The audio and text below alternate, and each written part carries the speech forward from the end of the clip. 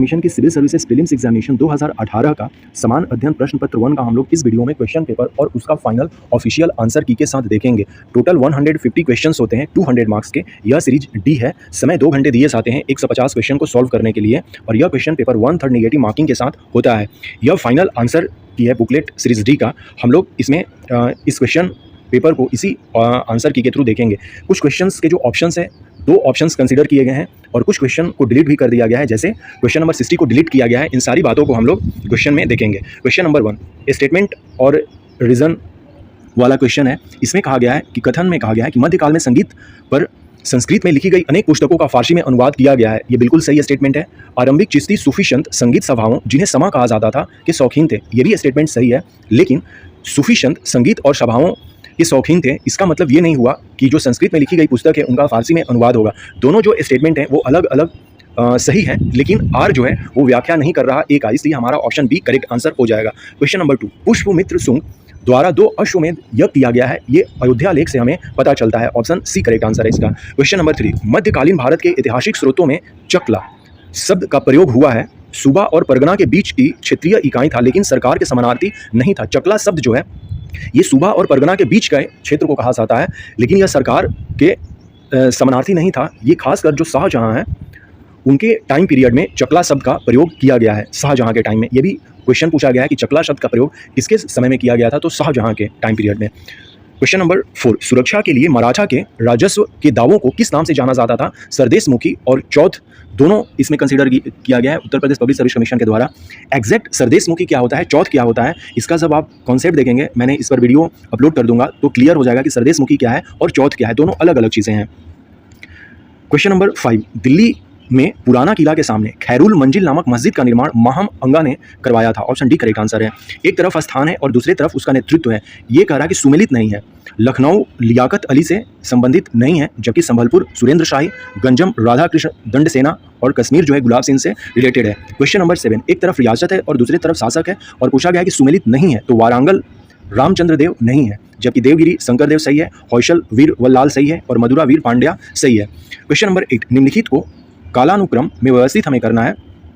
ये letter Mughals दिए हुए हैं। यदि हम इनको क्रोनोलॉजी में रखें तो सबसे पहले यहाँ पर जहांगीर शाह, फिर मोहम्मद शाह रंगीला, फिर अहमद शाह और लास्टली आलमगीर द्वितीय। ऑप्शन बी करेक्ट आंसर हो जाएगा।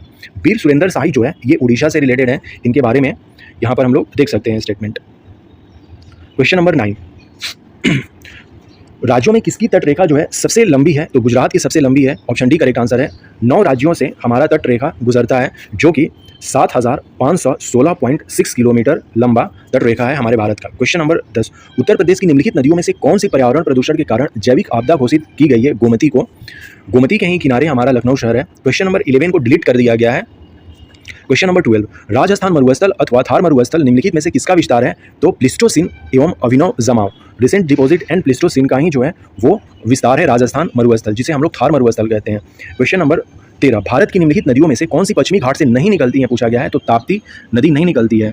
क्वेश्चन नंबर 14 वैश्विक गांव की संकल्पना का विकास आधारित है परिवहन एवं संचार का विकास से। ऑप्शन सी करेक्ट आंसर है इसमें। क्वेश्चन नंबर 15 निम्नलिखित देशों में से किसमें प्रति गाय दुग्ध का औसत वार्षिक उत्पादन सर्वाधिक है। करेक्ट आंसर इसका डेनमार्क हो जाएगा। और दुग्ध पूरे उत्पादन में मिल्क प्रोडक्शन में भारत नंबर 1 है पूरे विश्व में। क्वेश्चन नंबर 16 2011 की जनगणना के अनुसार उत्तर प्रदेश के निम्नलिखित जनपदों में किसमें महिला साक्षरता सबसे कम है। Shravasti. Option C correct answer है। क्वेश्चन नंबर 17 भारत के विभिन्न क्षेत्रों में उत्पादित सुल्ताना, गुलाबी और काली चंपा ये जो है अंगूर की फसलें हैं। ऑप्शन डी करेक्ट आंसर है। क्वेश्चन नंबर 18 निम्नलिखित राज्यों में कौन इलायची एवं काली मिर्च के लिए जाना जाता है, तो वो केरल है। क्वेश्चन नंबर 19 एक तरफ राज है और दूसरी तरफ सबसे ऊंची चोटी है। केरल की जो सबसे ऊंची चोटी है वो अनाई मुदी हो जाएगा। नागालैंड की जो सबसे ऊंची चोटी है वो सारामती हो जाएगा। उत्तराखंड नंदा देवी और तमिलनाडु दोदा बेटा। ऑप्शन सी करेक्ट आंसर है इसमें। इस तरह से हमें यह भी जान लेना होगा कि हमारे उत्तर प्रदेश की जो सबसे ऊंची चोटी है वो कौन सी है। इस तरह के क्वेश्चंस वो पूछे जा सकते हैं। क्वेश्चन नंबर 20 निम्नलिखित देशों में से कौन सा विश्व में आयोडीन का अग्रणी उत्पादन है। Chilli. Option C correct answer है। 2011 की जनगणना के अनुसार निम्नलिखित राज्यों में से किसमें ग्रामीण एवं शहरी दोनों क्षेत्रों में शिशु लिंगानुपात न्यूनतम था, तो वो हरियाणा था। और हरियाणा में ऑल ओवर लिंगानुपात भी सबसे कम है।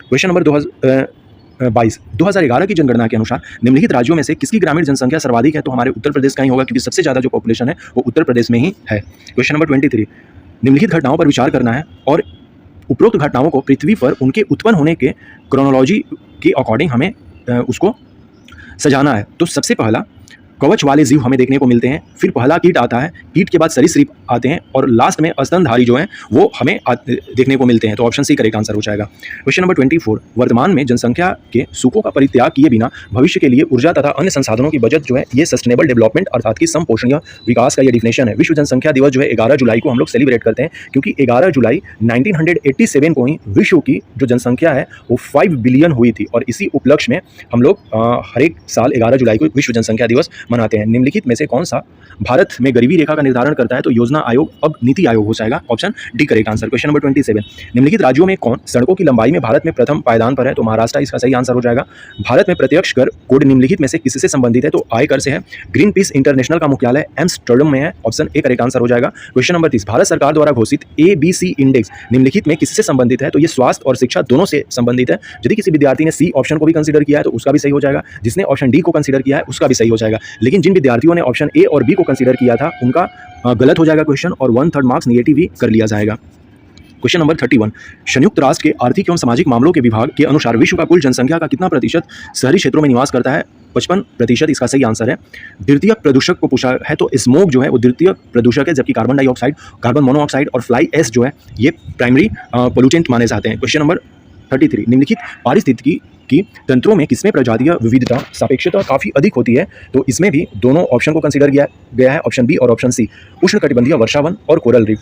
निम्नलिखित कौन कीटों से प्राप्त नहीं होता? तो मोती जो है कीटों से प्राप्त नहीं होता है। क्वेश्चन नंबर 35, निम्नलिखित में कौन सामान्य परिस्थिति में वृक्ष के पत्तों की सरसराहट का डेसिबल स्तर प्रदर्शित करता है? तो 10 और 20 दोनों इसका सही आंसर कंसीडर किया गया है, जबकि फाइनल आंसर हम लोग देखेंगे तो 20 dB के आसपास होगा, लेकिन 10 dB भी जिसने किया होगा उसका भी आंसर यहाँ पर सही कर लिया गया होगा। क्वेश्चन नंबर 36, COP21 जो है 2015 में हुआ था, काफ़ी इंपॉर्टेंट कॉप था, ये पेरिस में हुआ था। क्वेश्चन नंबर 37, जलवायु परिवर्तन पर भारत की प्रथम राष्ट्रीय कार्य योजना कब लोकार्पित की गई थी? ये 2018 में national action plan on climate change. Total 8 जो है प्लान इसमें दिए गए हैं, उन 8 प्लान के बारे में हमें जानना होगा। ये 2008 में आया था। क्वेश्चन नंबर 38, सबसे अधिक स्थिर पारिस्थितिकी तंत्र मोस्ट स्टेबल इकोसिस्टम के बारे में पूछा गया है। तो मरीन जो इकोसिस्टम है वो सबसे स्टेबल माना जाता है। ऑप्शन ए करेक्ट आंसर हो जाएगा। क्वेश्चन नंबर 39, इंसिनरेटर्स का प्रयोग निम्नलिखित में से किसके लिए किया जाता है? तो कूड़ा कचरा को जलाने के लिए। हरित ग्रीन प्रभाव क्या है? तो वैश्विक ताप में वृद्धि ही है। निम्नलिखित में कौन प्राकृतिक गैस का मुख्य भाग है? तो मीथेन इसका सही आंसर हो जाएगा। क्वेश्चन नंबर 42, पशुओं को दिया जाने वाला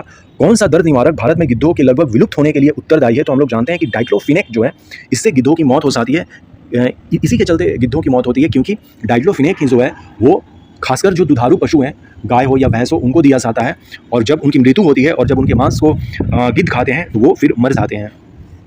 क्वेश्चन नंबर 43, निम्नलिखित देशों में कौन सा 2015 में सर्वाधिक CO2 का उत्सर्जक था? चीन इसका सही आंसर हो जाएगा और दूसरे नंबर पर यूनाइटेड स्टेट ऑफ अमेरिका है। क्वेश्चन नंबर 44 को डिलीट कर दिया गया है।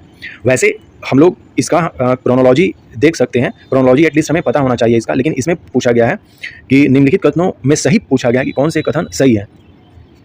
क्वेश्चन नंबर 45, निम्नलिखित में से किसका वेग अधिकतम होता है? तो प्रकाश का सबसे ज़्यादा होता है 3 × 10⁸ मीटर पर सेकेंड लाइट का स्पीड होता है। ग्रेफिन एक कार्बन का नैनो प्रतिरूप है। ध्वनि का वेग गिवन ऑप्शन में सबसे ज़्यादा स्टील में हो जाएगा। वायु में इसका जो है 332 मीटर पर सेकेंड होता है। निर्वात में ध्वनि चल नहीं सकता है। क्वेश्चन नंबर 48, धुआं में आंखों को प्रभावित करने वाला कौन सा शक्तिशाली उत्तेज्य होता है? तो पैरा ऑक्सीटाइल नाइट्रेट। और ब्रीफ हिस्ट्री ऑफ टाइम ये स्टीफन हॉकिंग द्वारा लिखी गई पुस्तक है। Question number 50, C vitamin C का सबसे अच्छा स्रोत आंवला हो जाएगा।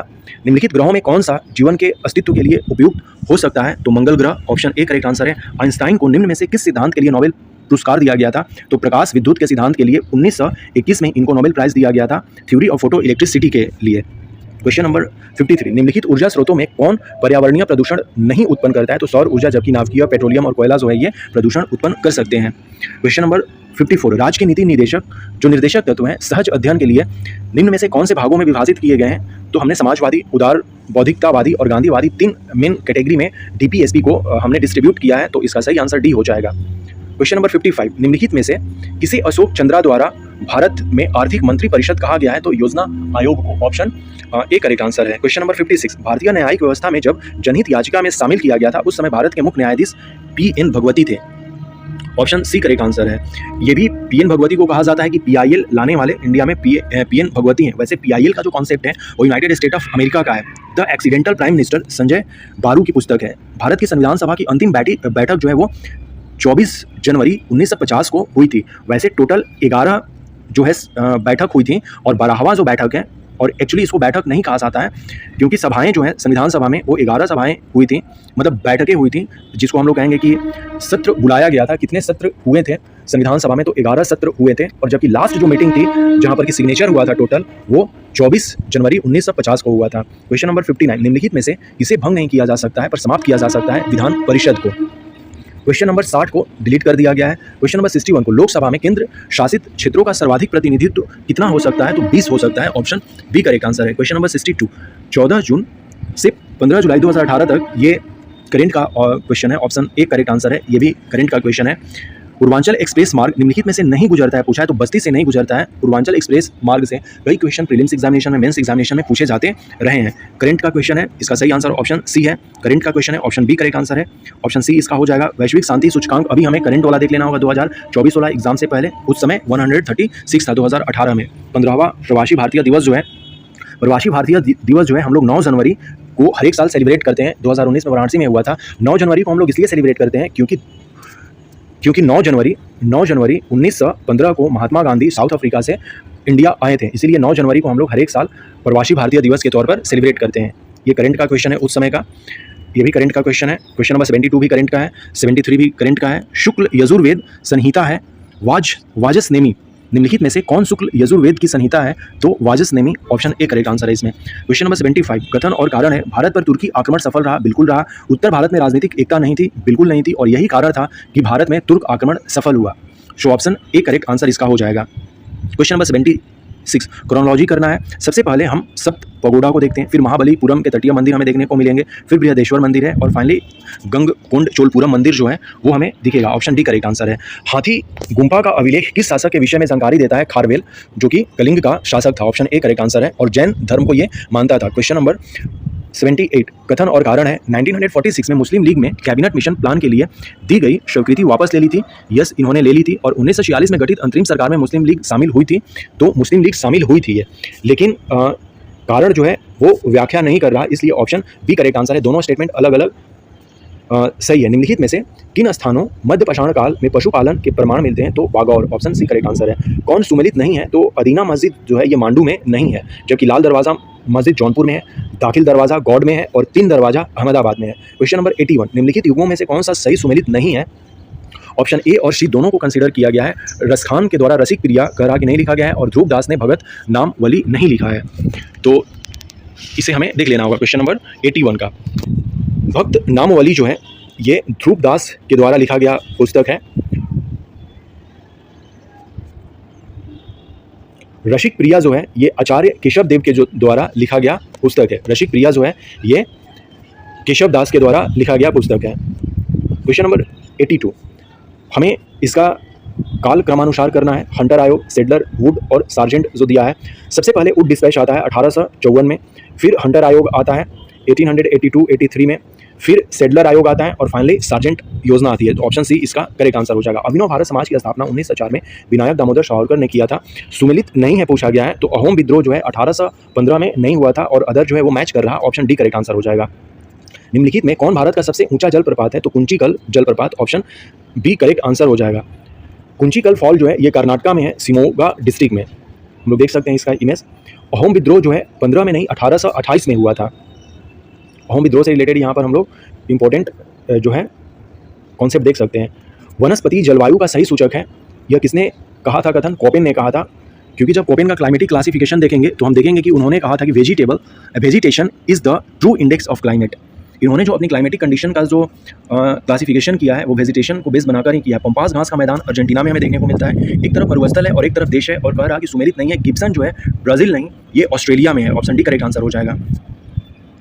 कॉफ़ी के उत्पादक देशों के बारे में पूछा गया है 2016 के अकॉर्डिंग, तो सबसे ज़्यादा ब्राज़ील में होता है, फिर वियतनाम में, फिर कोलंबिया और फिर इंडोनेशिया में। क्वेश्चन नंबर 90, स्वेज नहर के बन जाने के पश्चात भारत और यूरोप के मध्य समुद्री दूरी में कितनी कमी आई? तो 7000 किलोमीटर की।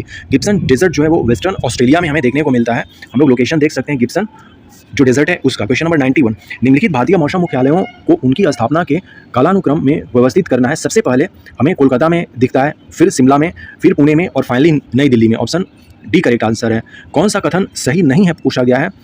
काली मिट्टी हिमालय क्षेत्र में पाई जाती है। ये काली मिट्टी हिमालय क्षेत्र में नहीं पाई जाती है।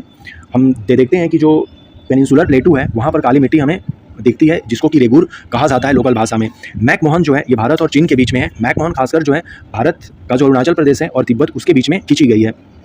पक्षी के पंजे की आकृति का जो डेल्टा है वो मिसिसिपी है, यूनाइटेड स्टेट ऑफ अमेरिका का। जनसंख्या की प्राकृतिक वृद्धि निम्न में से किसका परिणाम है? तो अघोषित मृत्यु दर और अघोषित जन्म दर और मृत्यु दर दोनों से रिलेटेड है। ऑप्शन डी करेक्ट आंसर हो जाएगा। एसडीआई सर्वप्रथम विकसित किया गया है यूएनडीपी के द्वारा। एसडीआई में अभी भारत का रैंक क्या है ये देख लेना होगा। 1990 में पहला जो है इसका रिपोर्ट आया था। क्वेश्चन नंबर 97, निम्नलिखित में कौन भारत में ग्रामीण रोजगार का सबसे बड़ा कार्यक्रम है? मनरेगा। निम्नलिखित में कौन लॉरेंज वक्र द्वारा मापा जाता है आय की विषमता? क्वेश्चन नंबर 99, निम्नलिखित राज्यों में कौन आर्थिक दृष्टि से सबसे ऊपर लेकिन लिंगानुपात के आधार में सबसे नीचे है? तो हरियाणा सही आंसर हो जाएगा।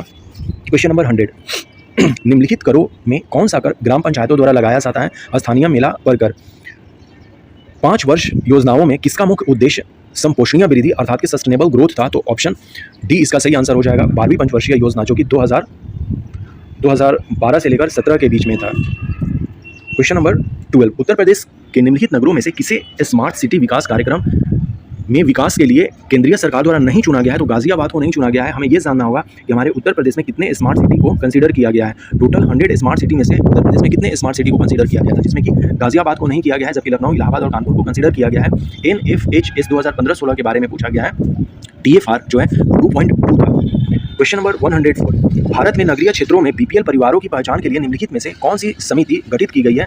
तो हाउसिंग समिति गठित की गई है। क्वेश्चन नंबर 105, फॉरेस्ट रिपोर्ट 2017 के अकॉर्डिंग पूछा गया है इसमें, तो 21.54% पर वनों का आवरण था भारत में। क्वेश्चन नंबर 106, भारत में बाघ परियोजना जो है अप्रैल 1973 में स्टार्ट किया गया था। इसमें कोई ऑप्शन नहीं है, इसलिए इस क्वेश्चन को डिलीट कर दिया गया है। मानव जनित जीवों का एक उदाहरण है एंथ्रोपोजेनिक बायोम्स जो है वो फसली भूमि है, अर्थात कि क्रॉप लैंड जो है जहाँ पर खेती हम लोग करते हैं वो एक तरह से बायोम है, जिसको कि हम लोग एंथ्रोपोजेनिक कहेंगे, मानव निर्मित है। क्वेश्चन नंबर 108, निम्नलिखित में कौन सा जानवर बिना पानी पिए सबसे लंबी अवधि तक रह सकता है? तो कंगारू चूहा, ऑप्शन डी करेक्ट आंसर है। भारत का प्रथम national centre for marine biodiversity जो है, कई बार ये क्वेश्चन पूछा जा चुका है, जामनगर सही आंसर है इसका। दाचीगम नेशनल पार्क जो है ये हंगुल के लिए फेमस है, जिसको कि कश्मीरी स्टेक भी कहा जाता है, जम्मू एंड कश्मीर में है। ऑप्शन डी करेक्ट आंसर है। विश्व जैव विविधता दिवस जो है हम लोग 22 मई को सेलिब्रेट करते हैं।